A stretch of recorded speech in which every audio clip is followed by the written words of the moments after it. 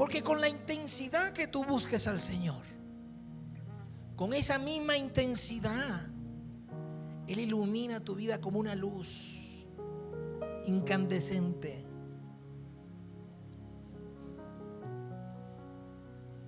Que son como cuando estoy en una selva, usted enciende una lámpara y enseguida vienen millones de mosquitos a buscar esa luz. Y esa es la reacción del mundo cuando ven una luz. En la oscuridad hay hambre de luz, hambre del Señor, pasión por tener lo que ya perdieron y no pueden recuperar. Y me refiero a los ángeles caídos.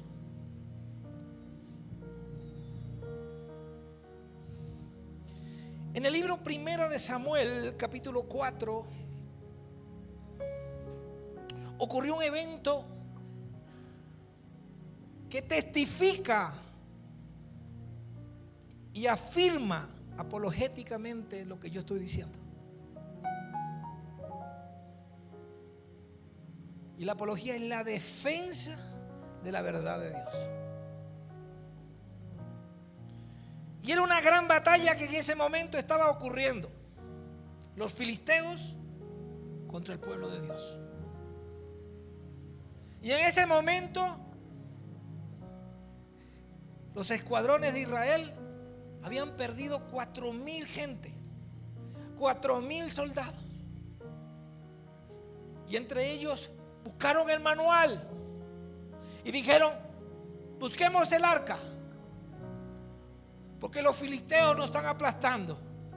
Habían puesto su mirada en el arca como un objeto y no en la presencia de Dios. Los israelitas, al verse derrotados y tras perder estos primeros 4,000 hombres, decidieron ir a buscar al campamento en Silo, porque creían que les iba a dar la victoria. Sin embargo, sabemos que en el pueblo de Israel no había reverencia, no había obediencia, ni buscaban la presencia de Dios, porque se había perdido. Los hijos de Eli, que estaban allí, fueron parte de esa comisión, de ese grupo que fueron a buscar el arca de la alianza. Pero ellos, dice la Biblia, que habían ofrecido fuego extraño. Recientemente en el 1 de Samuel capítulo 2 dice que ellos ofrecieron fuego extraño. Y cuando el arca de la alianza llegó al pueblo, gritó, hubo una gritería inmensa. Había emoción, gritos del pueblo de Israel, porque sabían, tenían su confianza en el objeto. Y hasta los filisteos se asustaron. Y el resultado fue devastador. Ese día murieron 30,000 israelitas en manos de los filisteos. Y el arca de la alianza fue raptado por las propias manos de Goliat. Podemos ver en esta historia que la llegada del arca hizo crear una atmósfera de emoción abismal en el pueblo de Israel. Pero no estaba la presencia de Dios con ellos y fueron derrotados.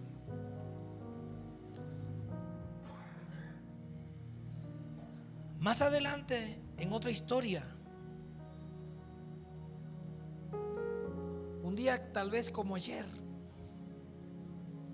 el apóstol Pedro se acercó al lugar donde Jesús estaba prisionero. Estaba encadenado por los guardias del templo y algunos de la corte militar romana.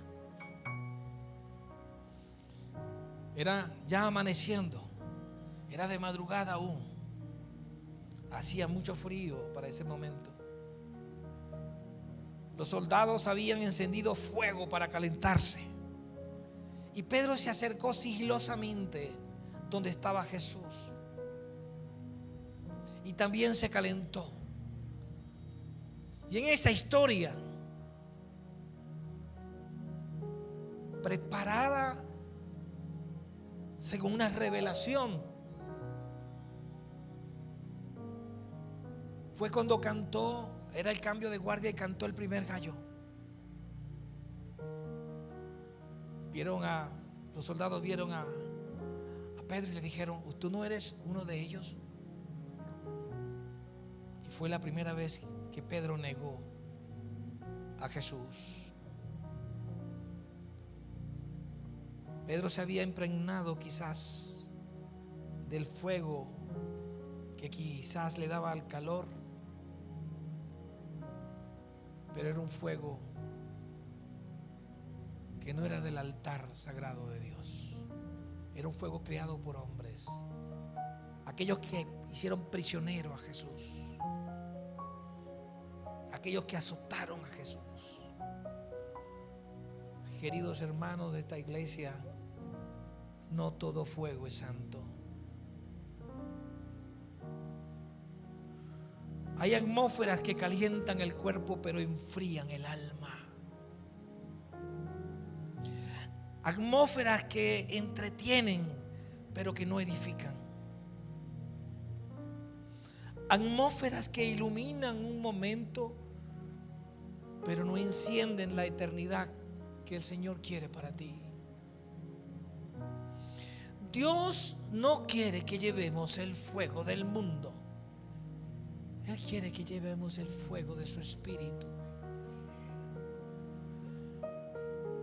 Él quiere que llevemos su fuego santo, el que desciende del altar bendecido por el pueblo, el que purifica, el que transforma, el que mantiene viva la llama de su presencia por necesidad de su pueblo. No por un proceso o un procedimiento, no por un buen entendimiento humano. Mi alma te alaba. Alábalo si puedes. Alábalo si puedes. Usted debe bendecir el plato donde come, la empresa donde trabaja, la iglesia donde se llena espiritualmente y el altar donde está conectado con su presencia. Y todo lo que salga de su boca debe bendecir, porque usted porta la presencia de Dios.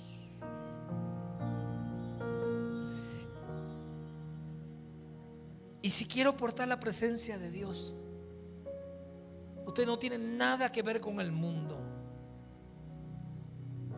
¿Qué sale de tu boca? ¿Bendición? Eres un hijo de Dios.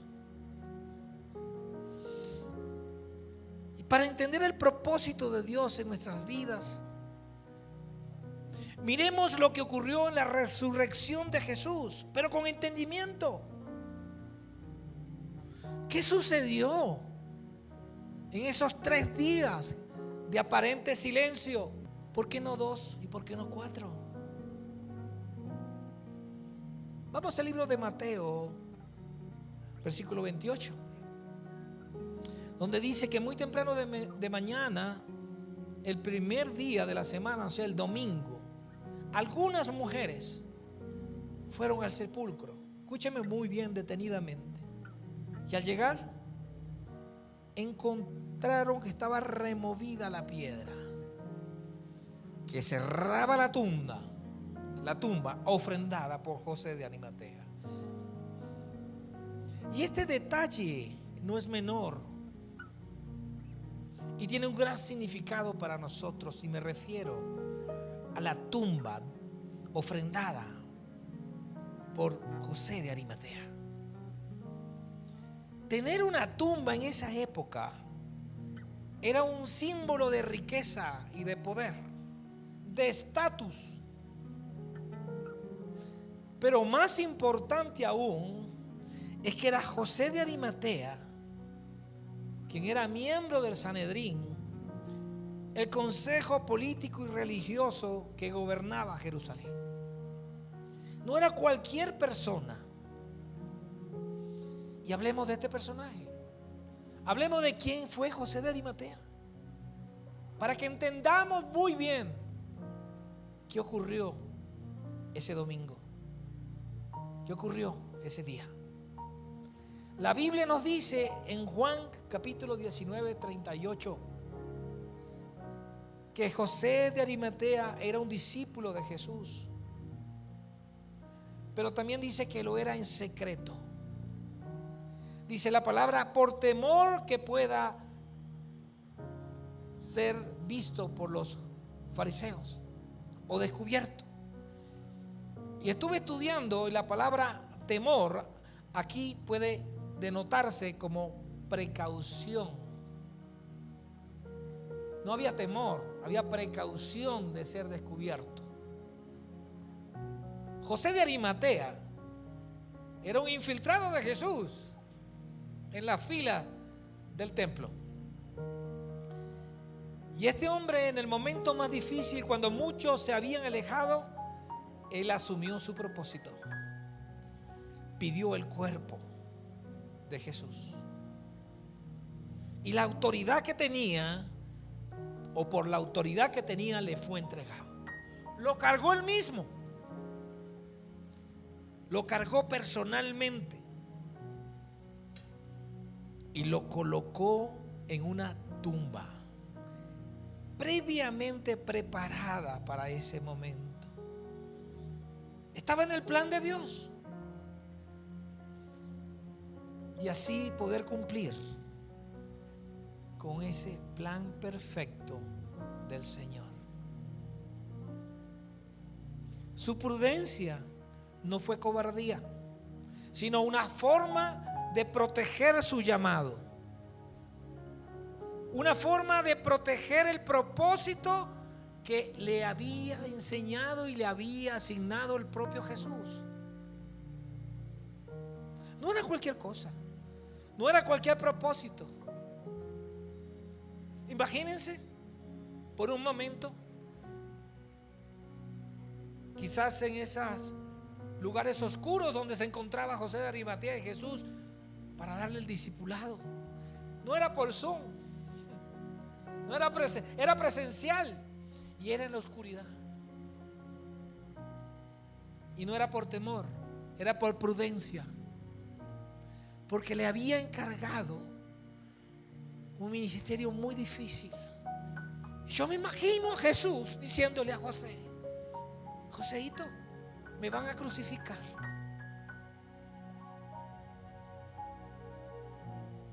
Tú vas a pedir mi cuerpo. Tú mismo lo vas a cargar.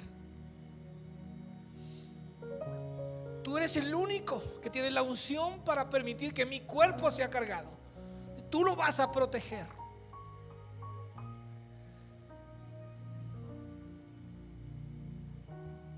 Y otra persona te va a ayudar para que me coloques en la tumba. Y yo me imagino a José: no te preocupes, Jesús. El llanto y el dolor de ese hombre, porque estar en la presencia genera que pensemos y suframos igual. José de Arimatea de haber sufrido en silencio, porque le correspondió el ministerio más difícil escrito en las palabras del Señor. Me imagino a José portando el cuerpo de Jesús con sus heridas, envuelto quizás en una sábana. Un hombre, un fariseo, cargando las vestiduras, vestido con las vestiduras del Sanedrín, cargando al que fue crucificado.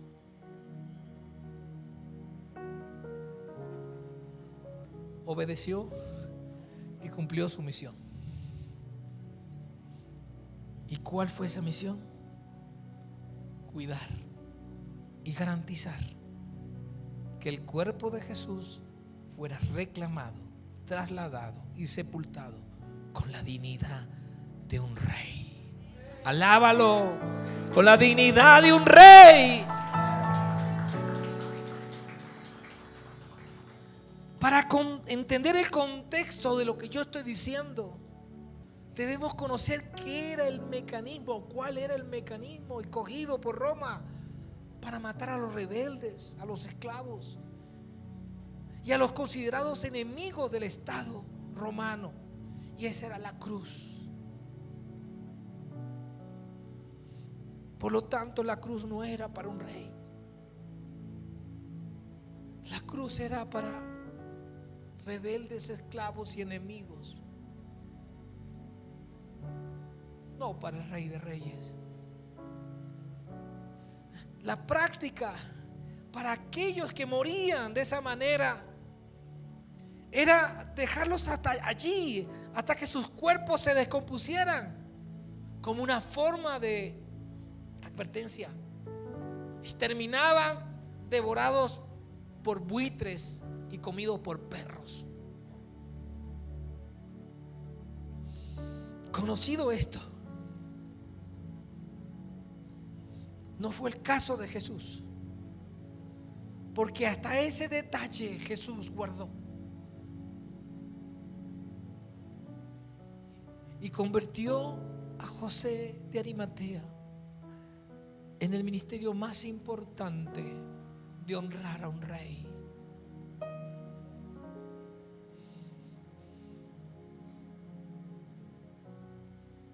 Dejando estacionado este pensamiento, volvamos a la tumba de Jesús. Las mujeres en la mañana encontraron la tumba abierta y a 2 ángeles apostados cerca de ella. Y tenían vestiduras, dice la palabra, resplandecientes. Y esos ángeles le hicieron una pregunta a las mujeres. Una pregunta que todos nosotros deberíamos contestarnos cada día de nuestras vidas. Y debería esa pregunta estar sellada en nuestro corazón. Y está en Mateo 24, 5, 7. ¿Por qué buscan entre los muertos al que está vivo? ¿Por qué buscan entre los muertos al que está vivo? Él no está ahí, Él ha resucitado. ¿Acaso no recuerdan lo que dijo en Galilea? Eso dijeron los ángeles, que el Hijo del Hombre debía ser traicionado y entregado en manos de hombres pecadores y ser crucificado y que resucitaría el tercer día. ¿Acaso lo han olvidado? ¿Cuántas promesas de Dios hemos olvidado nosotros, iglesia? ¿Cuántas promesas de Dios están guardadas en un archivo o en una gaveta? ¿Cuántas promesas Dios no te ha hecho en tu vida que aún no han sido cumplidas porque la olvidaste? Al igual que aquellas mujeres que fueron al sepulcro, que amaban a Jesús, las mujeres olvidaron la palabra de Jesús, la promesa que Él iba a resucitar.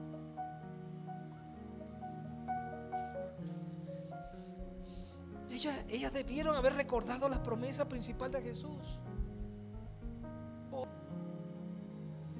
Y quizás sea muy fácil entenderlo cuando ya las cosas ocurrieron, pero dale gracias a Dios que te las pusieron más fáciles. Al igual que aquellas mujeres que fueron al sepulcro, también nosotros a veces faltamos en recordar las promesas que Él nos ha hecho, que nos ha dicho. Y yo creo las promesas que Dios me ha hecho. Ellas debieron haber recordado esa promesa. Si lo hubieran hecho, quizás el relato bíblico hubiese sido diferente. Y aquí es donde yo vengo a preguntarle al Señor, ¿qué hubiese pasado si? tal vez leeríamos otra cosa en la Biblia, algo como: y las mujeres llegaron, cito de mi autoría, y las mujeres llegaron y vieron la piedra removida y alzaron sus manos al cielo y aclamaron al Señor. Dijo: nuestro Señor ha cumplido su palabra, Él ha resucitado. No hubiese sido necesaria la presencia de los ángeles. Pero Dios es tan misericordioso que envía ángeles a recordarnos la promesa que Él ya te había dado.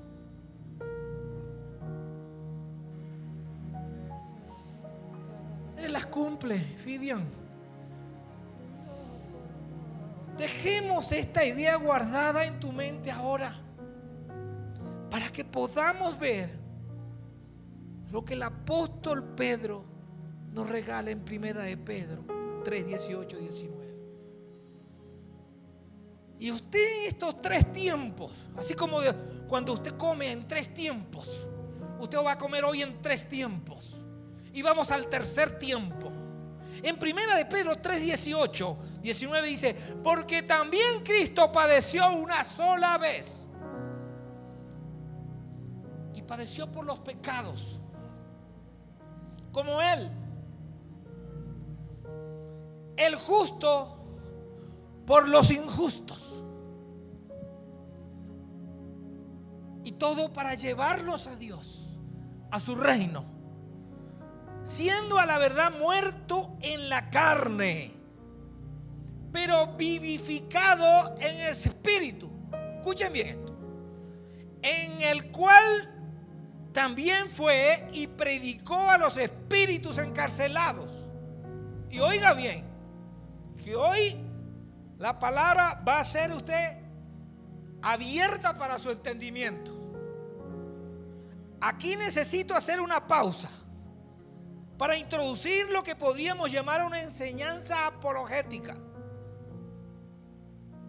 Y este término no es para confundir, es para aclarar, para hacer la tarea de presentar razones sólidas y argumentos bien fundamentados que justifiquen y defiendan la validez y la verdad del Evangelio de Cristo. ¿Frente a qué? A las objeciones, a las críticas, a las dudas del mundo, a las que hace Satanás. Y está en el tercer tiempo. Se comió el primero, el segundo, viene el tercer tiempo. Algunos interpretan este pasaje diciendo que Jesús descendió al infierno o al Hades para predicar el Evangelio. Predicar el Evangelio a los muertos durante 3 días que estuvo en la tumba, con el propósito y que de ellos también, para que ellos fueran salvos. Y yo entiendo, pero si esta enseñanza que le estoy dando es bíblicamente sólida, dependerá de gran medida de nuestro conocimiento y comprensión de la palabra de Dios, de cuán familiarizados estamos en el texto sagrado y de cuánto profundizamos en el significado original de las palabras usadas en el Evangelio. Y quiero dejar algo muy claro: no pretendo enseñar para debatir, sino para invitarles a reflexionar, que pensemos, que analicemos, pero no desde la soberbia intelectual del hombre, sino desde la altura de nuestras rodillas. Es desde allí donde es nuestra discusión, presentándonos delante del Padre, porque la palabra nos desafía a buscar la verdad y a despertar en nosotros el anhelo de conocer más profundamente los misterios de Dios, que no son revelados para aquellos que no son hijos, sino para aquellos hijos como nosotros. ¿Quién dice amén? Denle un fuerte aplauso al Señor si está vivo ahí, alábale con todo tu corazón. Así que vamos a meternos en profundidad. Primera de Pedro 3:19 dice: Jesús fue y predicó a los espíritus encarcelados. La palabra griega utilizada aquí para predicó es kerusó, la cual significa proclamar con autoridad.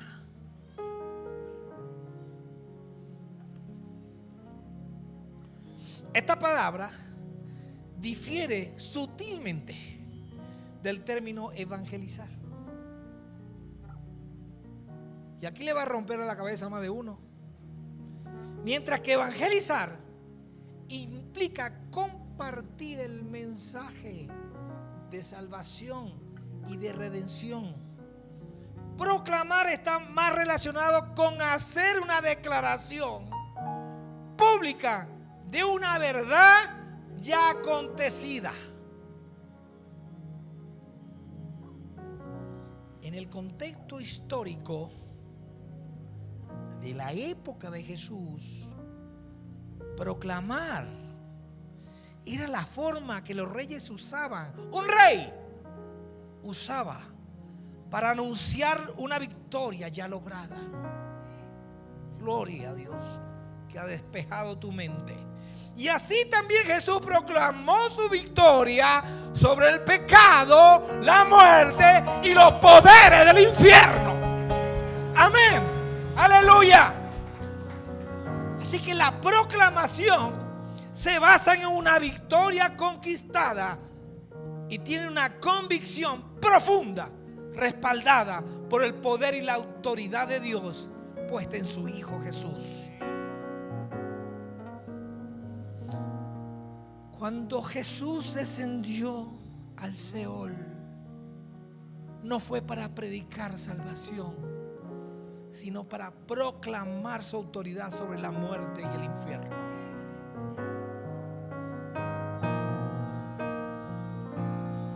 Él no descendió a ofrecer una segunda oportunidad, sino a declarar su señorío ante los espíritus encarcelados.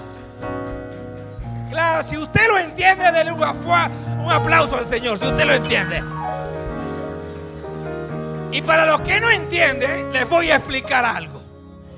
Estos no eran personas esperando ser salvadas, sino espíritus rebeldes, posiblemente ángeles caídos. Y apologéticamente leamos Judas 1:6. Dice: y a los ángeles que no guardaron su dignidad, sino que abandonaron su propia morada, los ha guardado bajo oscuridad en prisiones eternas para el juicio del gran día. Y dice segunda de Pedro 2, capítulo 4, versículo 4: porque si Dios no perdonó a los ángeles que pecaron, escuchen esto, sino que arrojándolos al infierno, los entregó a prisiones de oscuridad para ser reservados para el juicio. Oh, aleluya, gloria a Dios. Alábalo si puedes. Alábalo, Cristo. Uy, en tu presencia estoy, Señor. Claramente Jesús no fue a salvarlos, sino a anunciar su victoria sobre ellos. Y esto se confirma doctrinalmente en Hebreos 9:27, que dice: está establecido para los hombres que mueran una sola vez y después viene el juicio. No hay segundas oportunidades después de la muerte. Jesús no descendió para contradecir este principio divino, sino para reafirmarlo con poder. Él es el Rey de Reyes y Él es el Señor de Señores. Amén. Alábalo si puedes. Amada iglesia, la salvación fue dada por Jesús y fue dada en esta vida para vida eterna. No hay segundas oportunidades. No habrá otra oportunidad después de la muerte. Por eso debemos vivir con urgencia, en obediencia y en un profundo conocimiento de la palabra. Y así como José de Arimatea se preparó para su tiempo, nosotros también tenemos que hacerlo. Identificar el ministerio, el propósito. Fórmate, sé un discípulo de Dios. Menciono esto porque este pasaje ha generado mucho debate teológico. Por eso les animo, estudien, oren, prepárense. Y ahora los invito a volver a Lucas 24, 13, 35. ¿Entendido esto, iglesia? Vámonos a Lucas. Y aparecen en escena dos individuos, dos discípulos, caminando hacia Emaús. Ya estamos en el postre. Iban desanimados, confundidos, sintiendo que todo había terminado con la muerte de Jesús. Ya todo se acabó. ¿Te has sentido así alguna vez? Frustrado, confundido, con la sensación de que Dios no está contigo, se ha alejado y que camina solo en medio de una oscuridad. ¿Has dicho alguna vez, pobrecito yo? Yo quiero que escuches esta verdad, porque esta palabra es para ti. Jesús camina contigo. Jesús camina contigo. Incluso cuando tú no lo reconoces, Jesús camina contigo. A veces su presencia está tan cerca que no la vemos. Y sin embargo, a veces no la percibimos. Pero Él está allí. Él no te ha abandonado.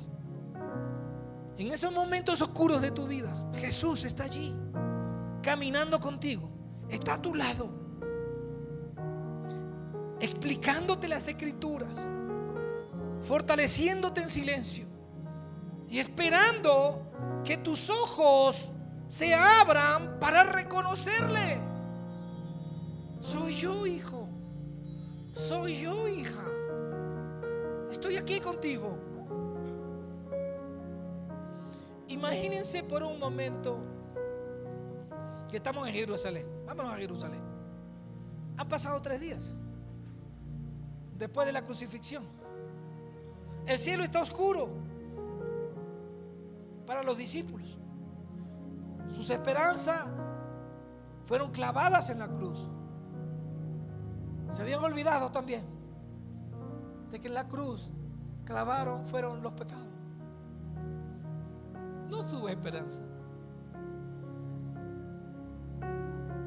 Con la cruz se fueron sus sueños, se fueron sepultados con Jesús, y todos se olvidaron aquello que Jesús prometió.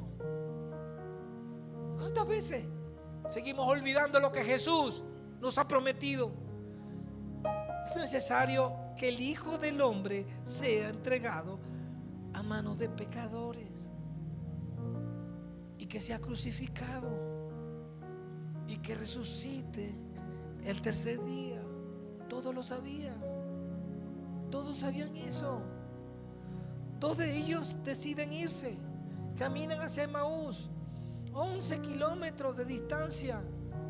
Son 11 kilómetros de decepción, de tristeza, de duda, de frustración. Entonces Jesús aparece, pero no le reconocen. Qué increíble. El Salvador caminando contigo. Le dije que estábamos en Jerusalén y que íbamos en el camino de Emaús. Y Jesús está caminando contigo y tus ojos no le ven, no le pueden reconocer porque están nublados de lágrimas, de llanto, de dolor. Y en el verso 15 del mismo Lucas 24 dice que Jesús se acercó y caminaba con ellos, y aunque caminaban con ellos, sus ojos estaban velados, estaban cerrados. Jesús les pregunta: ¿qué están hablando? Y ellos, tristes, le cuentan una historia. le cuentan a Jesús la propia historia de Jesús. Y él los escucha, no los interrumpe. Y ellos ya conocían la historia de las mujeres cuando fueron temprano en la mañana y ellos caminaban en la tarde y encontraron la tumba vacía. Ya ellos lo sabían. Las noticias corren. Lucas 24, 25, 26 dice: entonces Jesús dijo: qué necios son. Qué necios somos. Les cuesta tanto creer todo lo que los profetas escribieron en las escrituras. ¿Acaso no profetizaron claramente que el Mesías tendría que sufrir todas estas cosas para entrar en su gloria? Jesús les explicaba las escrituras, desde Moisés hasta los profetas, dice la palabra. Les abre el entendimiento, aunque no se les había revelado en su rostro.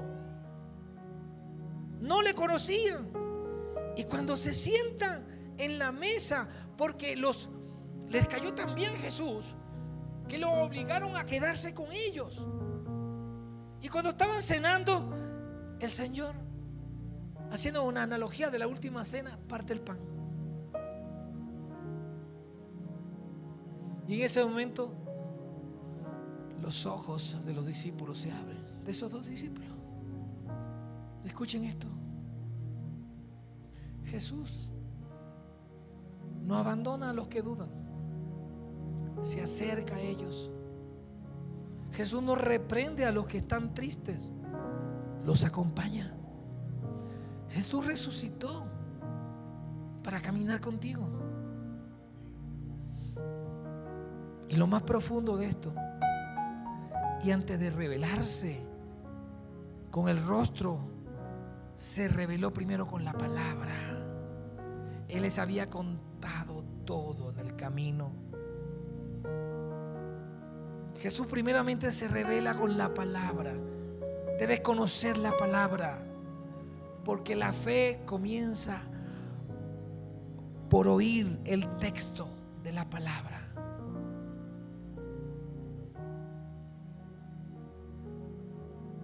Y si por tus ojos entra la palabra de Dios, comienzas a escuchar la voz de Dios.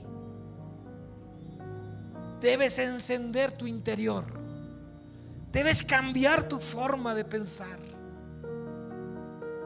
Porque cuando Jesús parte el pan, que es el símbolo de comunión, de intimidad, nuestros ojos se abren. ¿Sabían que la palabra usada para ciegos es dianoico, que no solo significa abrir los ojos, dice que significa abrir completamente la visión espiritual? Y todo comienza a tener sentido. Hoy tú también puedes estar en el camino de Emaús. Quizás vienes caminando herido, decepcionado. Te fuiste de Jerusalén, del lugar donde esperabas ver a Jesús actuar, pero no lo viste. Y en tu poco entendimiento te vas. Y en ese viaje no sabías que Él te estaba siguiendo, caminando contigo, explicándote. Entiende, hija, entiende, hijo. Son procesos, son cosas que tienes que aprender, son palabras que tienes que recibir. Si en tu familia hay confusión, Jesús está ahí. Si en tu trabajo tienes problemas, Jesús está allí. Si has perdido la esperanza, Jesús está allí. Y aunque no lo reconocemos, Él va a partir el pan y tus ojos se abrirán. Y tus ojos se abrirán. ¿Quién dice amén? Y tus ojos se abrirán. Hoy quiero hacerte una invitación clara. ¿Quieres que Jesús camine contigo? Mira lo que dice Juan 15:4. Permanezcan en mí y yo permaneceré en ustedes. Pues una rama no puede producir fruto si la cortan de la vid, y ustedes tampoco pueden ser fructíferos a menos que permanezcan en mí. Jesús vio la higuera y la secó porque sabía que no daba fruto. Pero ¿saben lo que es la esperanza que tiene Jesús? La convicción que tiene Jesús, que tú sí vas a dar frutos. Y por eso insiste en caminar contigo. Por eso insiste en caminar conmigo. Por eso insiste en caminar con nosotros. Lo que debemos es permanecer en Jesús. Mateo 4:19 dice: Y les dijo: venid en pos de mí, y os haré pescadores de hombres. Y mira lo que dice. ¿Eso qué es? Mateo 4:19. Y dice, Jesús nos llama, dice, para enseñarnos, para hacernos discípulos y que podamos discipular a otros.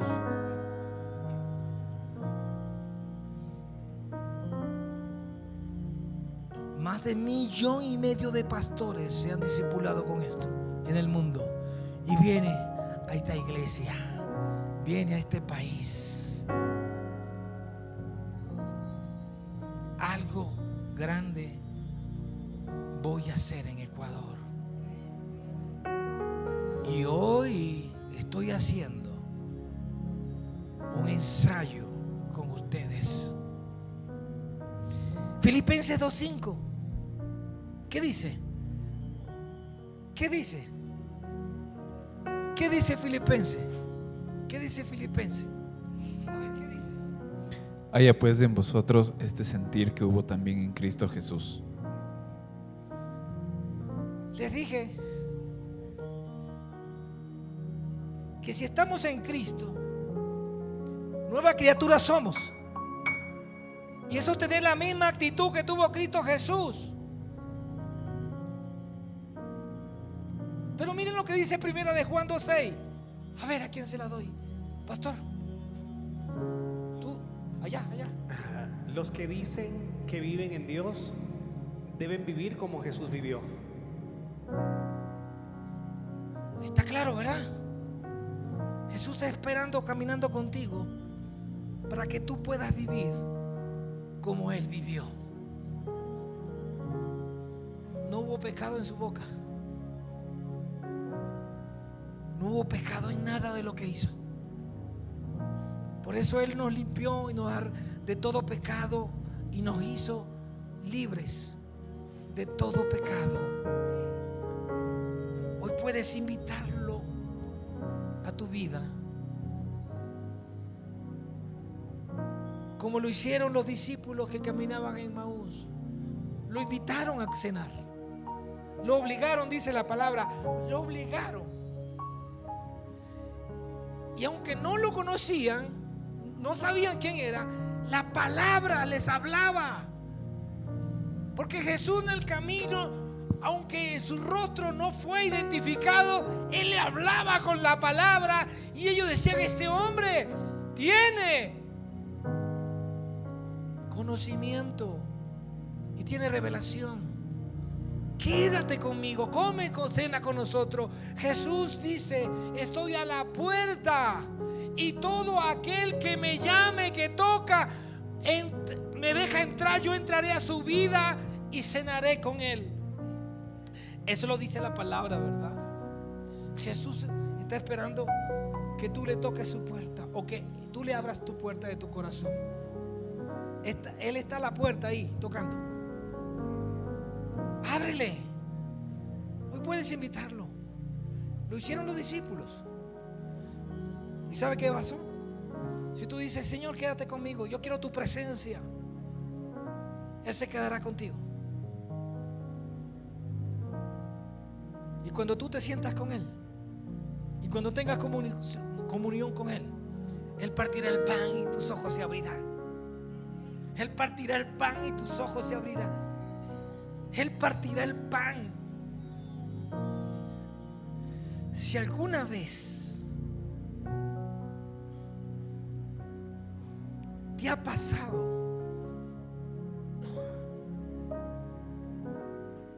que te sientes en soledad, y termino con esto, no te olvides que las Marías, que las mujeres se olvidaron de la promesa. No te olvides que Pedro se olvidó de la promesa. No te olvides que los discípulos de Maús se olvidaron de la promesa. Pero Jesús nunca se olvida de nosotros, aunque olvidemos la promesa. Jesús está allí esperando que tú le abras la puerta. Él quiere cenar contigo. Levántate de tu silla ahora en el nombre de Jesús. Gloria a Dios.